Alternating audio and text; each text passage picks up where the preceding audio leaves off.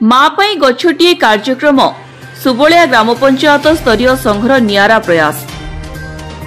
सुवर्णपुर जिला वीरमहाराजपुर ब्लॉक अंतर्गत सुबलिया ग्राम पंचायत स्तरीय संघर माँ पाई गछटिए कार्यक्रम अनुष्ठित हो जाइछि। एही कार्यक्रम रे सुबलिया थाना आईआईसी सुशांत कुमार प्रधान मुख्य अतिथि भावे जोगदे वृक्षरोपण करथिले।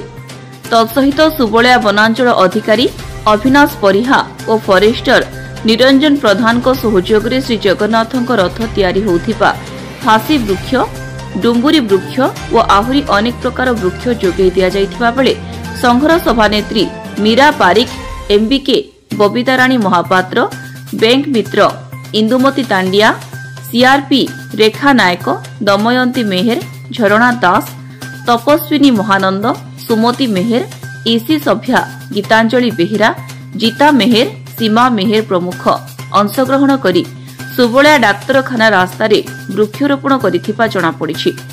एही कार्यक्रम को अंचलर बुद्धिजीवी माने नियारा कार्यक्रम बोली चर्चा मध्य करुछंती।